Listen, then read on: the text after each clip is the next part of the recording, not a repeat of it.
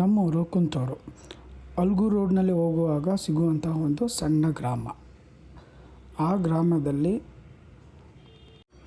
ನಡೆದ ಊರಿನ ಕೊಂಡೋತ್ಸವ. ಅದರಲ್ಲಿ ನಮ್ಮಣ್ಣ ಹಾಗೂ ನಮ್ಮ ಅಣ್ಣ ತಮ್ಮಂದಿರೆಲ್ಲ ಸೇರಿ ಕೊಂಡ ತೋಡ್ತಿದ್ದಾರೆ. ಇದಾದಮೇಲೆ ನೆಕ್ಸ್ಟ್ ಡೇ ದೇವರು ಕೊಂಡ ಹಾಯ್ತಾರೆ. 3 ದಿನ ಇರುತ್ತೆ ಈ ಹಬ್ಬ. 3 ದಿನವೂ ಕೂಡ ತುಂಬ ವಿಜೃಂಭಣೆಯಿಂದ ಮಾಡ್ತೇವೆ ನಾವು. ವರ್ಷಕ್ಕೊಂದು ಸತಿ ಮಾಡೋಂಥ ಈ ಹಬ್ಬ ಇರುತ್ತೆ.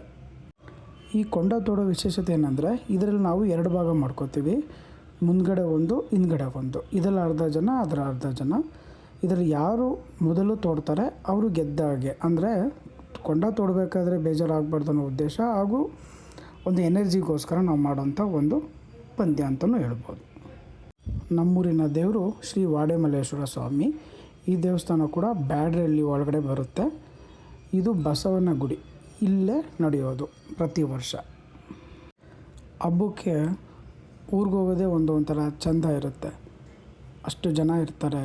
ಚಿಕ್ಕ ಹುಡುಗರು, ದೊಡ್ಡ ಹುಡುಗರು, ಚಿಕ್ಕಪ್ಪ, ದೊಡ್ಡಪ್ಪ, ಅಣ್ಣ, ಫ್ಯಾಮಿಲಿ ಎಲ್ಲ ಬಂದಿರ್ತಾರೆ. ಏನೋ ಒಂಥರ ಖುಷಿ ಇರುತ್ತೆ. ಫ್ರೆಂಡ್ಸ್ಗಳನ್ನೆಲ್ಲ ಕರ್ಕೊಂಡೋಗಿ ಅಲ್ಲಿ ಹಬ್ಬ ಮಾಡೋವಂಥದ್ದು.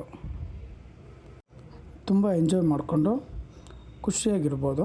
ಆದರೆ ನಮ್ಮೂರಲ್ಲಿ ವಿಶೇಷತೆ ಏನಂದರೆ, 3 ದಿನ ಕೂಡ ನಾವು ನಾನ್ ವೆಜ್ ಮಾಡೋದಿಲ್ಲ. 3 ದಿನ ಹಬ್ಬ ಆದಮೇಲೆ 1 ವಾರದ ನಂತರ ನಾವು ಮಾರಮ್ಮ ಹಬ್ಬದಲ್ಲಿ ನಾನ್ ವೆಜ್ ಮಾಡ್ತೀವಿ. ಈ 3 ದಿನದಲ್ಲಿ ನಾವು ನಾನ್ ವೆಜ್ ಮಾಡೋದಿಲ್ಲ.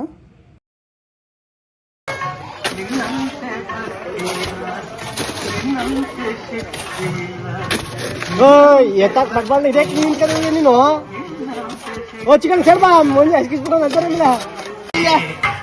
ಒಳಗೆ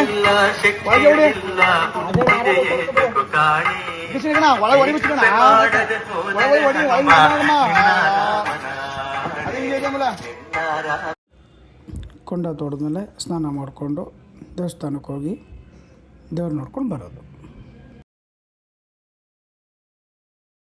ಇದು ಪಾನಕ ಮಜ್ಜಿಗೆ ವಿತರಣೆ ಮಾಡೋಂಥ ಸಂದರ್ಭ ಇದು. ಇನ್ನು ವಿಡಿಯೋ ಮುಂದಕ್ಕೆ ಹಾಕ್ತೀನಿ. ಓಕೆ.